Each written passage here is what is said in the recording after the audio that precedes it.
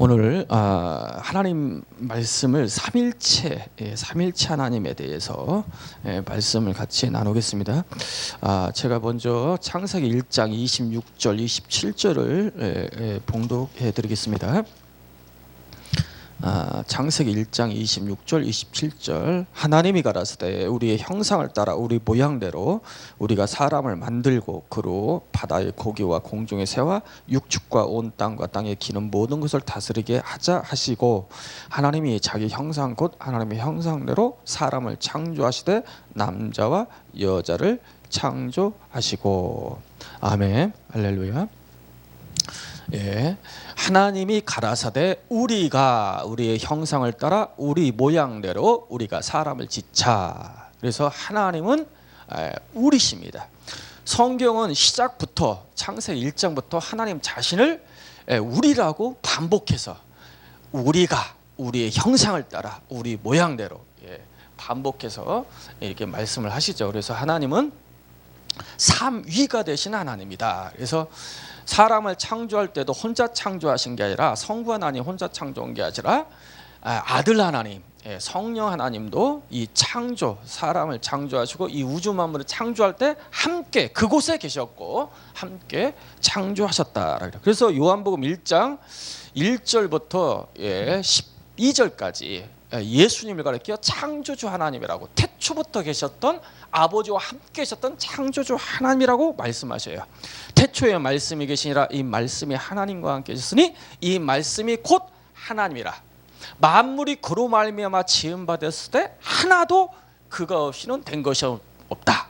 말씀이 육신이 되어 우리 가운데 오는 하나님의 독생자의 영광의 은혜와 진리가 충만하더라. 할렐루야. 예수 그리스도 말씀이 육신이 되어 이 땅에 오신 예수 그리스도가 태초부터 하나님과 함께 계셨던 말씀이고 그로 말미암아 모든 만물이 지음받았다. 그런데 그 태초부터 하나님과 함께 계셨던 그 창조주가 이 땅에 왔는데 세상이 그를 알지 못했다. 요한복음 1장 10절에 말씀하셔요. 참빛이 이 땅에 왔는데 세상은 그로 말미암아 지음받았고 세상이 예수 그리스도를 말미암아 지음받았는데 그 예수님을 창조주로 세상 사람들이 알아보지 못했다. 요한복음 1장 11절 유대인도 자기 백성들 가운데 왔는데 유대인들도 예수님을 창조주 하나님으로 알아보지 못하고 영접지 않았다라고 했어요. 심지어 예수님이 자신이 하나님이라 드러내니까 신성 모독한다. 참나마도다. 대제사장은 예수님 앞에서 막 옷을 찢으면서 저가 참나마다 그러니까 하나님이라 했다 이거야. 그래서 하나님을 믿는다는 유대인도 하나님이 이 땅에 오셨는데 그 하나님을 알아보지 못하고 십자가의 신성 모독죄로 못 박았다. 그러나 요한복음 1장 12절 영접하는 자 누구로? 예수님을 창조주로 깨닫고 영접하는 자 곧 그 이름을 믿는 자는 하나님의 자녀가 되는 권세를 주신다 그랬어요. 제가 요한복음 이 말씀을 언제 깨달았냐면 92년도에 깨달았습니다. 제가 88년도에 어렸을 때 사명을 받았어요. 어렸을 때 한 영혼을 천하보다 하나님은 귀하게 여긴다. 하나님이 우리를 사랑해서 피 흘렸다는 거야. 나 거기에 충격을 받았습니다. 창조주 하나님이 나를 사랑한다는 거야. 그게 어린 마음에 막 그 기쁨이요 이루 말할 수 없어. 기쁨이. 그래서 하나님만 생각하면 막 그 기쁨이 마음에 막 강같이 흐릅니다. 교회만 생각하면 강같이 흘러요. 그러면서 그 어린 마음에 하나님은 한 영혼을 천하보다 귀하다고 하시는데 하나님을 기쁘시게 하려면 내가 영혼 구하는 일, 전도하는 일을 해야겠다. 그래서 어린 마음에 그 마음에 결심을 했어요. 내가 커서 전도자가 되겠다. 전도자가. 그래서 어렸을 때 꿈이 목사예요. 목사. 그래서 학교에서 꿈이 뭐냐 하면 딱 쓰면 항상 목사라고 꿈을 썼어요. 목사라고. 하나님은 그걸 기억하셨는지 보셨는지 하나님은 결국 부르시더라고요. 이렇게. 그래서 내가 고등학교 졸업하자마자 88년도에 신학을 했는데 그런데 머리가 조금 깨어나니까 의문 가는 게 너무 많은 거야. 의문 가는 게. 아니 예수님도 하나님이라고 하지, 성령도 하나님이라고 하지, 아버지도 성령 하나님이라고 하지, 그런데 그분이 또 한 분이라고 그러네. 그래서 이게 너무 고민이 되는 거야. 이걸 안 믿으면은 이단이래요. 이게 이단이라는데 아무리 계산을 해도 숫자가 계산이 잘 안 나와. 그래서 얼마나 고민이 되겠어요. 그런데 이성이 있으니까 이게 안 깨달아지니까 믿고는 싶은데 이 마음이 화답이 안 되는 거야. 막 이렇다 하고는 어떤 확신이 없는 거예요. 그래서 제가 그걸 하나님께 얼마나 기도했는지 몰라요. 내가 하나님을 증거하겠는데 내 하나님을 내가 알지 못하고 어떻게 증거합니까? 예. 그런 고민을 제가 5년 동안 88년을 또 했고, 그걸 위해서 열심히 부르짖기도 하고, 성령이 너희가 기도한 것은 받은 줄로 믿으라.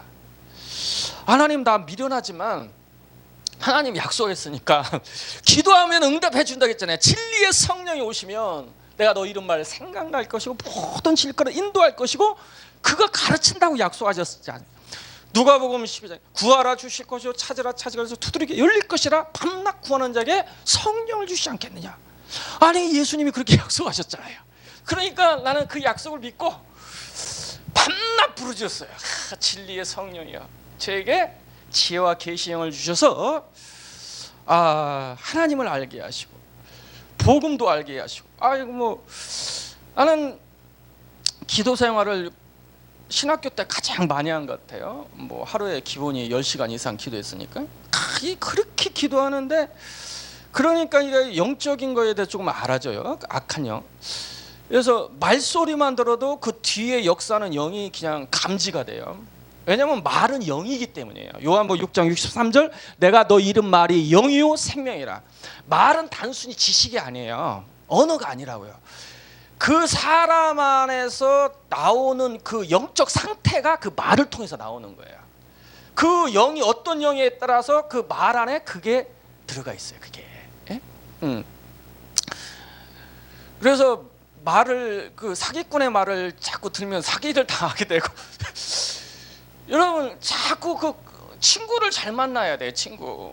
그 친구가 이상한 친구면요 그 영이 자기가 오거든요. 그게 이단한테는 인사도 하지 말라 그랬잖아요. 왜냐면 그 영이 돌아버리거든요. 말을 하다 보면 그냥 말이 아니에요. TV 보는 거 조심해야 한다니까. 왜냐면 그 드라마 보면서 그 영이 돌아버린다니까. 그 말이 그냥 말에 감동이 되면 그게 들어와버리는 거야. 감동이 된다는 건 깨달아진다는 거거든. 깨달아지고 믿어지면 그 영이 들어와버리는 거예요. 설득당하는 거거든요. 설득당하는 거. 그러니까 예수님이 성령의 충만을 받아서 요단강에서 성령이 이끌려서 광야에 시험받을 때 사탄이 말로 예수님을 시험하잖아요. 그런데 예수님은 또 말씀으로 그걸 대적해요. 기록되었을 때 영적 싸움의 핵심은 이 말이에요. 말. 중요한 겁니다. 그런데 그 기도 생활하니까 그게 이제 다 이게 깨달아져요. 이게 깨달아지는데 이게 못 이기겠는 거야.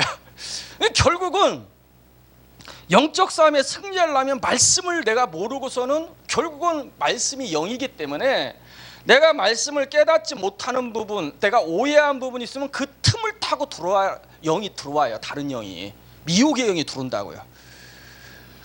초대교회는 그 율법이라는 것을 통해서 사탄이 교회를 장악합니다. 율법이 좋은 거잖아요. 왜냐하면 하나님 법이니까. 그런데 율법을 통해서 하나님의 복음을 가려버립니다. 유대인들은 대부분이 그 당시에 초대교회는 유대인 크리스찬이잖아요. 유대인들이 가장 귀하게 여기는 그 율법이야. 하나님의 법. 하나님의 법을 지켜야지 당연히. 그런데 그 율법을 통해서 사단이가 복음을 가려봅니다. 아주 교묘하게. 이게 속이는 영이거든요. 그러니까 율법과 복음의 관계를 이 바울이 정확히 깨닫고 로마서를 쓴 거 아니에요. 갈라디아서 쓴 거 아니에요. 그게 영적 전투란 말이에요. 복음의 빛을 정확히 보지 못하면 그 틈을 타고 사탄이 들어와서 그를 장악해버리고 교회를 장악해버려요. 초대교회에 가장 그 타격을 줬던 것이 헬라니즘이잖아요. 지혜. 그 당시에 그 헬라니즘이 엄청나잖아요. 지금 공화주의라든지 이런 것이 다 어디서 나왔냐면 그 헬라니즘 그 당시에 거기서 나온 거거든요. 그 지혜 뭐 논법이라든지 그런 것들이 다 거기서 나온 거예요. 엄청난 지혜. 그런데 그런 지혜를 가지고 논리를 가지고 이 사단이가 이 복음을 가리는 거예요. 복음을.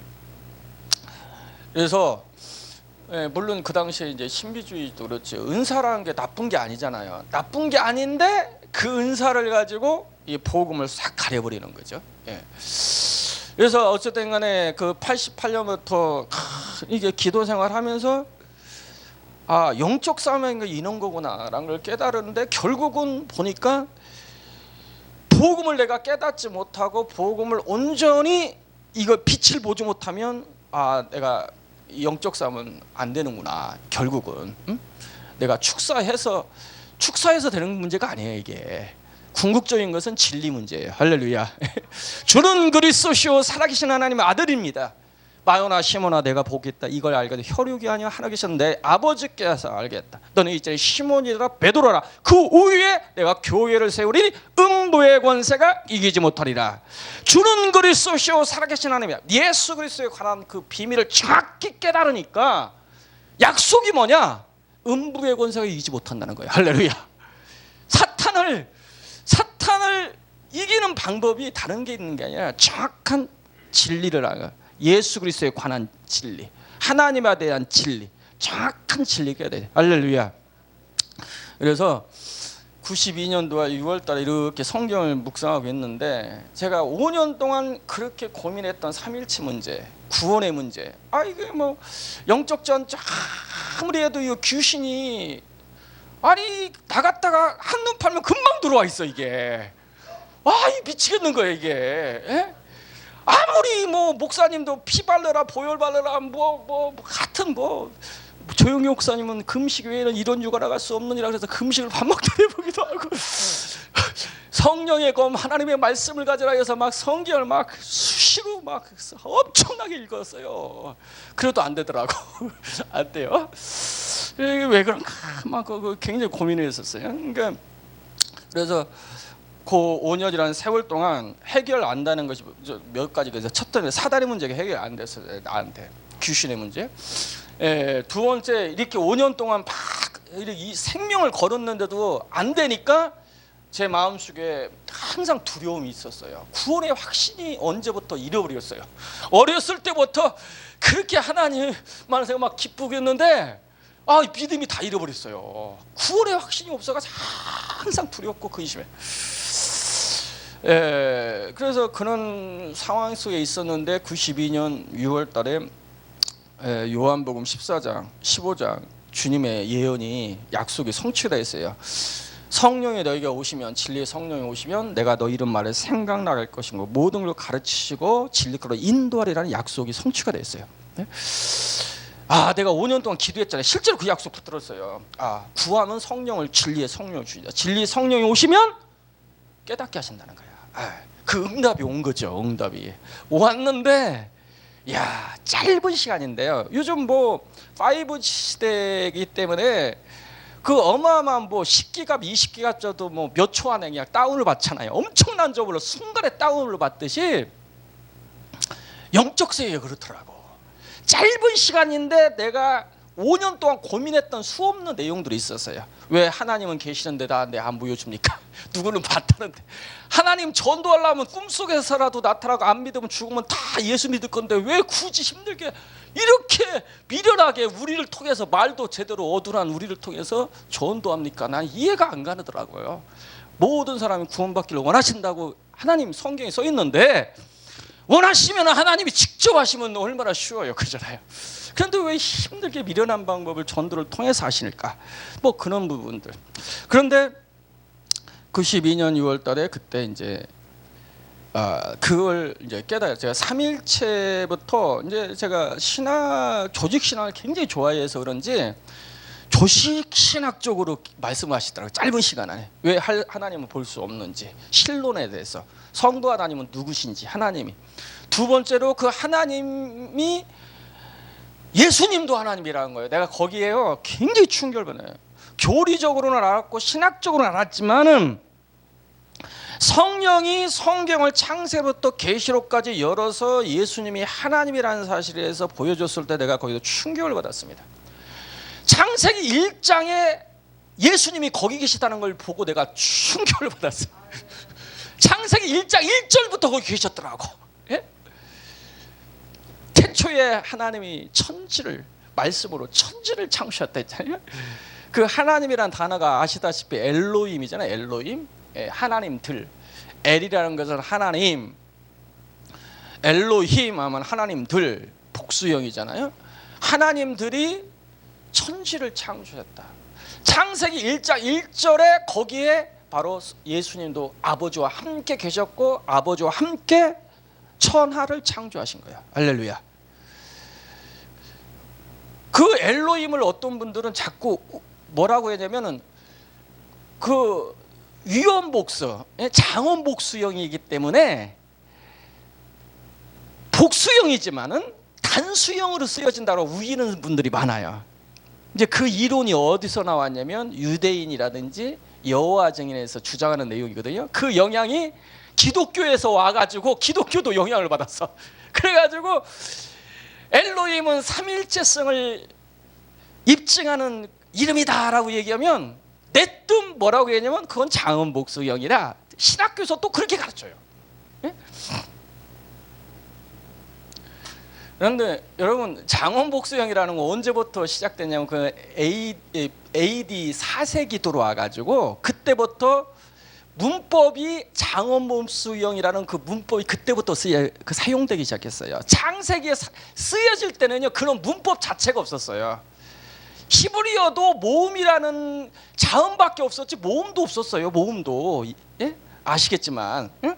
그런데 그 역사적인 배경을 모르니까 그렇게 주장하는 거야. 응? 장원복수형이라고. 여러분 창세기 1장 26절에 하나님이 가라사대, 그 하나님도 엘로힘이에요. 하나님들입니다. 하나님들이기 때문에 하나님들이 가라사대 우리가 우리의 형상을 따라 우리 모양대로 사람을 짓자 말씀이에요. 왜? 하나님은 복수기 때문에 하나님들이기 때문에 하나님들이 가라사대 우리가 우리의 형상을 따라. 그래서 엘로힘이요 실제로 복수형입니다. 하나님들이에요.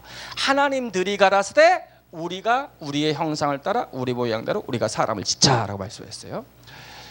제가 92년도에 하나님이 삼일체를 깨닫게 했을 때 세 가지 방법을 통해서 저에게 삼일체를 깨닫게 했어요. 첫 번째는 하나님을 알려면 너를 알아라 했어요. 하나님을 알려면 너를 알아라. 왜? 하나님이 가라사대 우리의 형상을 따라 우리 모양대로 우리가 사람을 짓자. 그래서 사람은 하나님의 형상대로 하나님의 모양대로 지어졌기 때문에 바로 하나님의 형상과 모양이라는 건 이 얼굴을 가리키는 게 아니에요. 하나님의 삼일체성을 가리킨 거예요. 아버지와 아들과 성령은 만세 전부터 상호 내주에 계시고 상호 사랑의 공동체, 사랑의 교제를 하는 사랑의 공동체였습니다. 그게 하나님의 형상이에요. 하나님의 형상, 그걸 다른 말로 얘기하면 하나님은 사랑이다라는 거예요. 여러분 사랑은 혼자 하는 게 아니잖아요. 하나님이 사랑이라는 말씀 안에는 그 안에 삼일체성이 들어가 있는 거예요. 왜? 하나님은 사랑은 혼자 하는 게 아니라 이타적인 거잖아요. 하나님은 만세전부터 아버지와 아들과 성령은 상호 교제하는 사랑의 공동체로 계셨는데 그걸 가리켜 하나님의 형상이라는 거예요. 그러니까 삼일체성, 그 삼일체 하나님이 바로 뭐냐면 하나님의 형상이에요. 형상. 그 형상대로 남자와 여자를 창조했고 우리를 창조했어요. 여러분 남자와 여자를 하나님의 형상대로 창조했다고 창세기 1장 27절의 말씀에서 남자와 여자, 다시 말해서 부부, 그 부부를 하나님의 형상대로 그러니까 삼일체성을 통해서 바로 부부를 창조했다는 거예요. 그러니까 부부는 하나님의 삼일체성이 투영된 것이 부부예요. 그래서 부부의 관계를 깨달을 때 첫 번째 삼일체성을 깨달을 수가 있어요. 그런데 창세기 2장에 남자가 부모를 떠나 여자와 한 몸을 이룰지니라.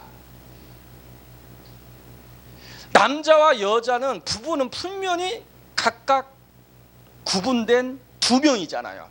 각각 인격이 독립된 인격이 있어요. 독립됐는데 성경은 한 몸이라고 그래요. 우리가 아무리 봐도 한 몸이 아닌 것 같아. 이거 무슨 하나입니까?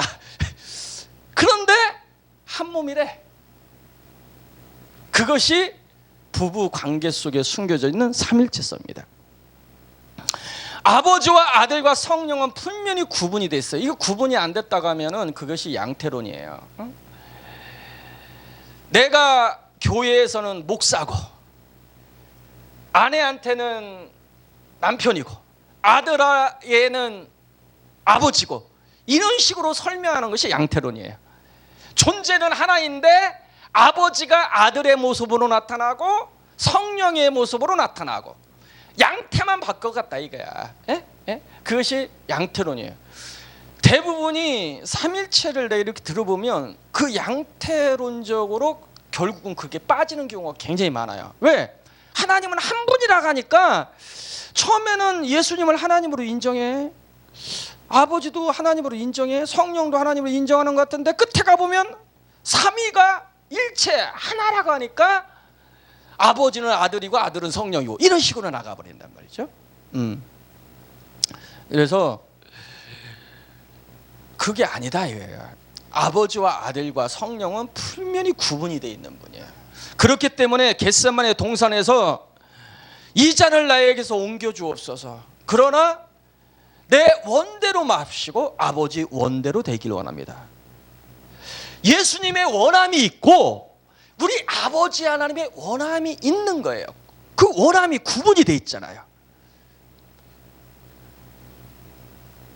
아버지가 아들이 아니에요.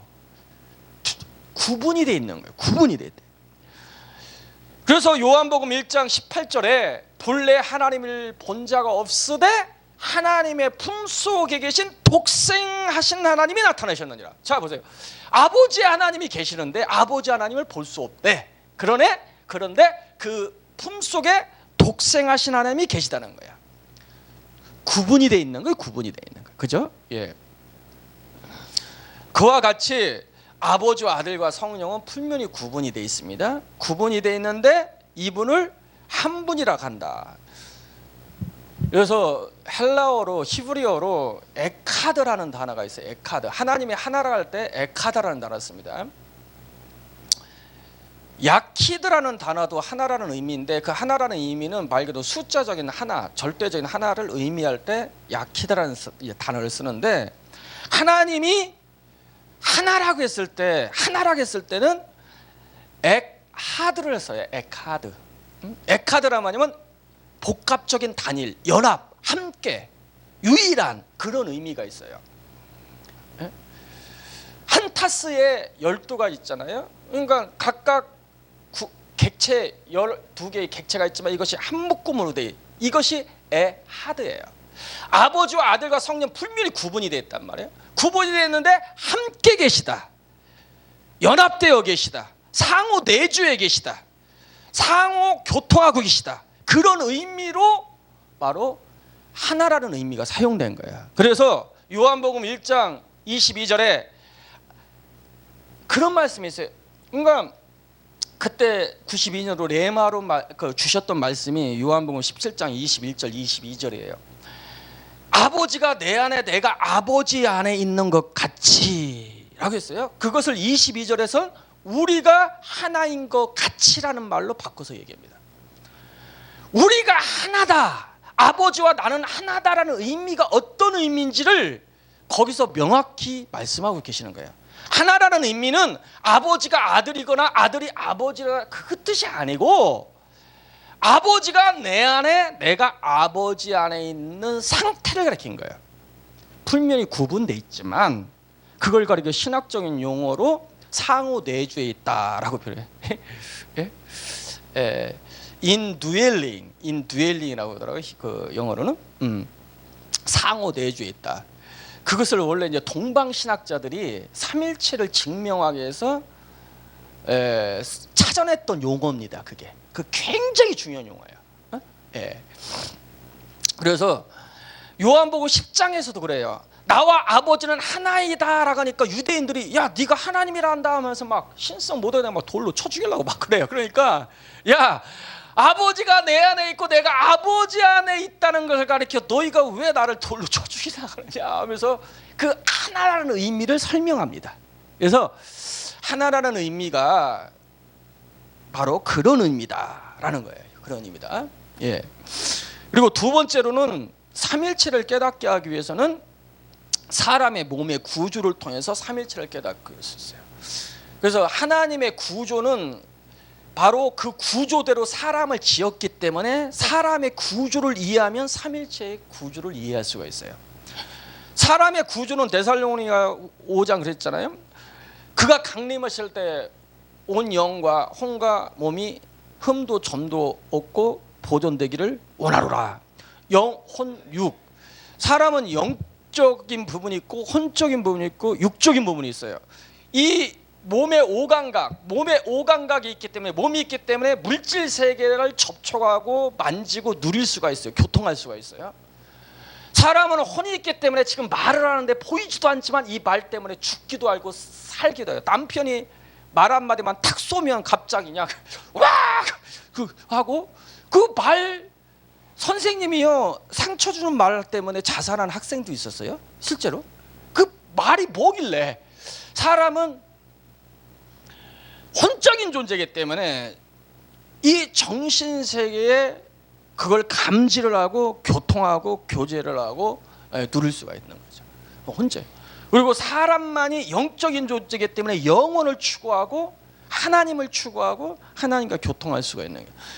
그와 같이 영, 혼, 육은 분명히 구분이 되어 있는 거예요. 예? 구분이 되어 있어요. 그런데 이 영, 혼, 육이 상호 내주에 있고 상호 교통하고 있고 바로 하나로 건축되어 있는 거예요. 이것이 삼일체성입니다. 세 번째로 삼일체성을 이해하려면 교회를 이해를 하면 돼요. 왜? 요한복음 17장 22절에 우리가 하나인 것 같이 저희도 하나가 되길 원합니다. 우리가 하나인 삼일체의 원리대로 건축된 게 교회예요. 그래서 교회가 하나 됐다는 의미를 이해를 하면 삼일체의 비밀을 이해할 수가 있어요. 고린도전서 12장에 너희가 많은 지체지만 각각 지체야. 그러나 한 성령을 마심으로 너희가 한 몸이 되었다라고 했어요. 한 몸. 우리는 아무리 봐도 각각 분리되어 있어요. 구분이 되어 있어요. 그러나 성경은 한 성령을 마심으로 너희가 한 몸이라 하잖아. 이게 삼일체성이에요. 아버지와 아들 성령은 분명히 구분이 되어 있지만 각각 인격이라는 표현을 조금 어색하죠. 사람인 줄 쓰면 안 되니까. 그래서 신격, 위격이라 쓰는 거예요. 예? 각각 신격, 위격을 가지고 계셔요. 위격을 가지고 계시지만 동일한 하나님의 신성한 본질을 가지고 있어요. 본질. 예? 성부 하나님도 하나님이고 아들 예수님도 하나님이고 성령 하나님도 하나님이십니다. 그분들이 위가 상호 내주에 있고 상호 교통하고 있고 한 사역을 가지고 있기 때문에 하나라는 거예요. 실제로 이 몸이 이렇게 하나라는 얘기가 아니고, 예. 그런 의미에서 삼일체의 비밀을 깨달을 수 있다. 그리고 마지막으로는 이 만물을 통해서 삼일체를 깨달을 수가 있어요. 여러분 그림을 그리면요, 그림을 미술 치료라는 게 있잖아요. 그림 치료, 미술 치료. 그 그림은 그 마음의 상태, 그 마음의 영적인 어떠함을 나타내기 때문에 그림을 볼 때 그 사람의 상태를 이해할 수가 있다는 거잖아요. 그래서 그림을 통해서 그 사람들을 치료할 수 있다. 예? 여러분 우리가 어떤 작품을 만들 때 우리가 보세요. 막 드라마를 만들면 그 사람이 소설을 읽더라도 그 사람의 그 영적인 상태가 그대로 묻어나오잖아요. 그게 묻어나온다고. 어떤 작품을 보면 그 사람의 어떠함이 표현된 거야. 그와 같이 하나님은 삼위일체 하나님이기 때문에, 삼위일체 하나님이 이 만물을 지었기 때문에 이 만물 가운데 삼일체성이 투영이 돼 있어요. 여러분, 제가 양자학을 굉장히 좋아해가지고 몇 년 동안 양자학에 푹 빠진 때가 있었어요. 양자학. 그 양자학을 통해서 제가 많은 것을 발견했습니다. 많은 걸 발견했어요. 내가 어렸을 때 성경 읽다가 이해 안 됐던 것이 있어요. 아니, 창세기 1장에 보면 넷째 날 해가 있으라고 했는데, 그럼 넷째 날 해가 있으라고 했으면, 그런데 첫째 날 빛이 있으라고 했단 말이야. 아니, 순서가 바뀐 것 같아. 태양이 먼저 있고 그 다음에 빛이 있어야 되는데, 어린 마음에 태양으로부터 빛이 나온다는 생각을 가졌잖아, 내가 어린 마음에. 그러니까 아니 그 순서가 좀 잘못된 것 같아. 막 그 이해가 안 가가지고 막 머리가 쥐나더라고요. 머리가 쥐나는 거야. 그런데 어느 날 양자학을 이렇게 하던데, 내가 딱 깨달았어요. 실상은 이 만물의 근원, 물질의 근원으로 들어가면, 미시세계로 들어가 보면 결국 미시세계의 가장 제1원인, 이 미시세계의 근본 단위, 그게 뭐냐면 빛이에요. 그걸 에너지라고 그래, 에너지. 아인슈타인이 뭘 발견했냐면 혁명적인 것을 발견했어요. 뭘 발견했냐면은 물질은 에너지라는 거야. 여러분, 그 당시만 해도 에너지는 이쪽에서 이쪽으로 이동할 때 에너지가 발생되거나 뭐 그런 식이었어요. 그런데 가만히 있는 이 물질도 어마어마한 에너지를 가지고 있다는 것을 아인슈타인이 발견하고 얘기하니까 뻥친 거예요. 이게 뭔 얘기요? 그래가지고 그분이 상대성 이론을 발표하면서 그 공식이 있는데요. 에너지는 질량 곱하기 빛의 속도를 제곱하면은 모든 물질의 그 에너지를 계산할 수 있다라고 했어요. 이 공식이 아무것도 아닌 것 같지만요, 아무것도 아닌 게 아니죠. 모르는 사람들은 이거 뭔 얘기인지 모르죠. 그런데 근본 전제가 뭐냐면은 물질은 에너지라는 것이 전제돼 있어요. 거기에 그 물질을 에너지, 이 가지고 있는 이 물질이 얼마만큼 에너지가 있는지를 계산을 하는데, 이걸 질량, 이 무게 있잖아요. 무게 곱하기 빛의 속도. 여러분, 파워는 속도에 비례하잖아요. 어린아이가 펀치가 약한 것은 첫 번째 질량이 약해요. 몸무게가 약하기 때문에. 두 번째 속도가 약하기 때문에 파워가 약한 거 아니겠어요? 몸무게가 있는 사람이, 해부기 있는 사람이 펀치를, 속도를 팍 해서 해보세요. 파워가 엄청나죠. 왜?